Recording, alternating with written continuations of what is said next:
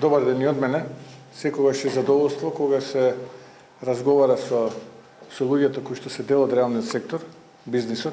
Денеска сме овде во Сојузот на стопански комори на Македонија, разговараме за тоа што буквално на шверцерски начин се носи во парламентот, а тоа се оние три закони кои што дополнително ќе го оптоварат бизнисот, нема да му помогнат на бизнисот, туку дополнително ќе го оптоварат бизнисот. Зборуваме за законот за додадена вредност, данокот на додадена вредност, потоа законот за персоналниот данок и условно кажано, како што во јавноста беше промовирано, тоа е законот за солидарност. На овој начин се оптеретуваат оние кои што се успешни и оние кои што создавале профит во услови на криза.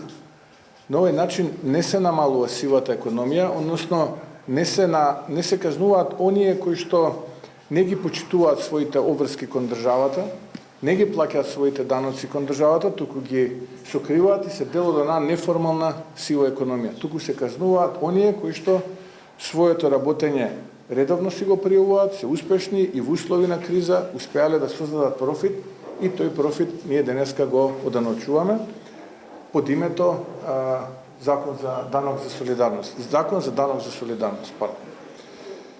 Мора јавноста да знае дека ова е се само не е солидарност.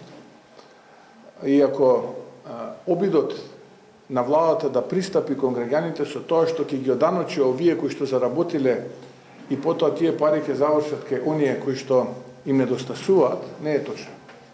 Е лага, затоа што овие пари ќе завршат во проекти кои што се сомнителни и во тендери во 4 очи, односно во приватни џебови, односно во дупката која што оваа криминална и неспособна влада ја создава во буџет. Второ, се повикуваат на искуство во Европа. Искуството во Европа вели да, постои еден таков данок, кој што се случуваше како резултат на енергетската криза, но тој данок беше за windfall profit. Што би значило тоа windfall profit? Тоа би значило профит кој што се случил ненадејно. Односно, се зголемила цената на енергенсите, вашата производна цена останала иста или се намалила и профитот станал екстремно голем. И тогаш е логично, тој кој што создал еден таков случаен профит, ненадеен профит, непланиран профит, да дел од својата заработка ја сподели на оние кои што книжат загуба. Кај нас таков случај нема во Македонија. И тоа е суштината. Тоа е она кое што е погрешно. Во рамките на политиките на оваа влада ние цениме дека требаше да ги запознаеме компаниите, дека изминативе неколку месеци работевме со владата посветено, разговаравме во рамките на парламентот, ги аргументиравме нашите позиции, не најдовме на разбирање, нити на соодветниот министер, нити од страна на владата. Тие едностранно ги повлекува овие закони, потоа ги изменија. Ако претходно велеа дека ќе зафаќаат околу 80-90 милиони евра, сега и тоа е коригирано, станува збор за 140 милиони евра, и тие 140 милиони евра ќе треба да ги зафатат од успешните компании и ги вратија назад вчера на швейцарски начин пред одржување на самата седница со европско знание. Така работеше оваа влада изминативе 6 години, уште неколку месеци ќе работи, а потоа следи избори и одговорност за сето ова кое што се случи во Македонија. Благодарам. Кој имате прашање, повелете. Дека еден одсетна, владата сака побрза поставка со европско знаме, се надонесе законот да се зголеми ДДВ за прехранбени производи кои што не се дел од основните. Ваш коментар? Тоа е дел од сето ова, и тоа дополнително ќе биде удар врз стандардот на граѓаните покрај екстремно високата инфлација која што се случува изминатава година дена. Дополнително зголемување на цените ќе биде директно на штета на стандардот на граѓаните. Оваа ненародна влада, единствено нешто што и преостанува е да собере што е можно повеќе пари во буџетот, а потоа преку крадење, тендери во 4 очи, знаете како и во минатото се носеа закони на швейцарски начин во парламентот, да дели провизии и да краде. Тоа е суштината и тоа е начинот на работење на оваа влада. Уставните измени влегоа во собранска процедура. Ваш коментар? Дали останувате на предходните? И особено што ќе прави пратеничката група ако веќе во понеделник ќе имаме уставната комисија, ќе дискутирате? Камерите само ќе Ќе имаме координација како ВМРО ДПМН и на таа координација ќе го договориме нашиот настап, но она што е важно е дека ВМРО-ДПМН и коалицијата имаат јасен став кој што е поврзан со овие уставни измени. И уставни измени вакви какви што се под бугарски диктат и на начин на кој што се доставуваат во парламентот не само што не се прифатливи, туку владата дополнително го усложнува процесот со тоа што дефинираше текст на уставните измени кој што не само што не е прифатлив, туку можам да кажам и дека е тотално неразумен. Тотално неразумен. И ваков каков што е, дополнително ги загрозува позициите на Македонија во рамките на напредокот кон полноправно членство кон Европската унија.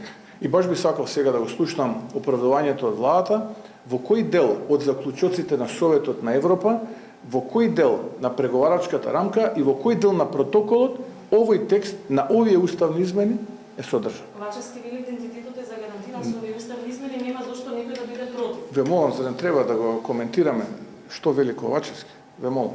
Кој дел точно од измените? Тоа му рекле да коментира, тоа коментира сега. Јас не верувам дека тој разбира суштината на тоа што го коментира. Но ајде да се вратиме на она што е и да бидеме сериозни и суштина. Изминатиот период потпишуваа договори кои што не беа општествено искоординирани, односно поддржани и усогласени. Зашто?